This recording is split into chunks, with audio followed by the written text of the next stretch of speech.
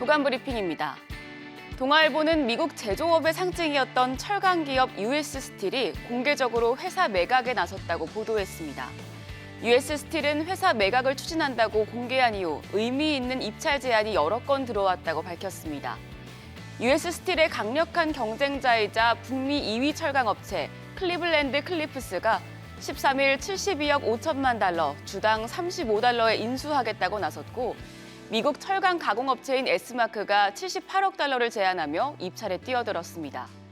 이어 세계 2위 철강 기업인 아르셀로미탈이 인수를 검토 중이란 외신 보도도 나왔습니다. 3년 전 미국에서 철수했던 아르셀로미탈까지 재진출을 검토하는 건 조 바이든 행정부의 인플레이션 감축법 덕에 미국의 철강 산업 전망이 상당히 밝아졌기 때문입니다. 중앙일보는 독일 정부가 침체에 빠진 경제를 살리기 위해 4년에 걸쳐 320억 유로 규모 법인세를 감면하는 패키지 법안을 내놨다고 보도했습니다. 현지 시간 29일 파이낸셜 타임스와 도이체 벨레 등에 따르면 3인당, 녹색당, 자유민주당으로 구성된 독일 연정은 이날 성명을 통해 연간 70억 유로, 약 10조 900억 원 법인세를 감면하는 것을 골자로 하는 성장기획법에 합의했다고 밝혔습니다. 독일 정부는 향후 4년에 걸쳐 법인세 320억 유로, 약 45조 9천억 원이 감면될 것으로 예상합니다.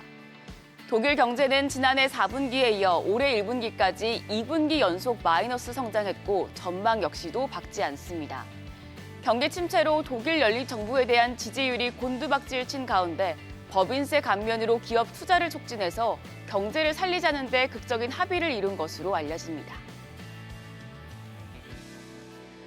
한국경제신문은 일본에서 K소비재 열풍이 불고 있다고 보도했습니다.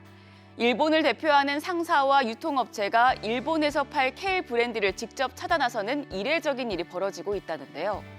한국 기업들이 일본의 유통사를 찾아 가까스로 입점을 성사하는 게 아니라 이토요카도 등 굴지의 유통업체와 미쓰비시, 이토츠 같은 종합상사들이 K 브랜드를 모셔가려고 하고 홋카이도의 산골 편의점에서까지 소주 같은 한국 상품이 퍼졌다고 합니다. 사랑의 불시착이나 이태원 클라스 같은 K 콘텐츠들이 넷플릭스를 타고 일본으로 흘러들어가면서 1020 세대부터 퍼지기 시작한 한국은 핫한 나라라는 인식이 전 세대로 확산됐기 때문으로 분석됩니다. 다만 일본 내 K 소비재의 인기가 장기 대세로 굳어질지 아니면 찻잔 속 태풍에 그칠지에 대해선 관련 업계에서 의견이 분분한 상황입니다. 동아일보는 최대 교역 상대국인 중국 경제의 불확실성이 커지면서 한국 경제에도 그늘이 더욱 짙어지고 있다고 보도했습니다.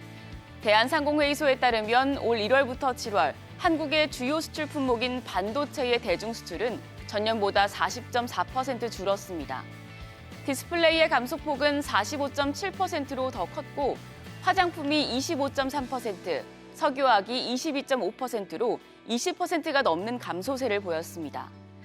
대한상공회의소가 발표한 최근 중국 경제 동향과 우리 기업의 영향에 따르면 조사 대상 대중수출 기업의 32.4%는 최근의 중국 경기 상황이 이미 매출 같은 실적에 영향을 받고 있다고 답했습니다. 현대제철이나 현대자동차 등 아예 중국 시장에서 철수하는 기업들도 속속 등장하고 있다고 합니다. 다만 한국 경제를 이끌었던 원로들은 중국과의 경제협력 관계가 예전만큼 긴밀하지 않더라도 지나친 탈중국 움직임은 바람직하지 않다고 입을 모았습니다. 마지막으로 매일경제신문은 은행권 가계대출 금리가 다시 상승하고 있다고 보도했습니다. 은행연합회 소비자 포털에 따르면 카카오뱅크가 지난달 신규 취급한 분할 상환 방식 주택담보대출 평균금리가 연 4.16%로 전달보다 0.14%포인트 상승했고 K뱅크 주담대 평균금리도 같은 기간 연 4.14%에서 4.17%로 0.03%포인트 올랐습니다. 또 어제 4대 시중은행이 공시한 변동형 주담대 금리는 연 4.1에서 6.1%, 고정형 주담대 금리는 연 3.83에서 5.97%를 기록해서 상단, 즉 최고금리가 연 6%까지 올라갔습니다.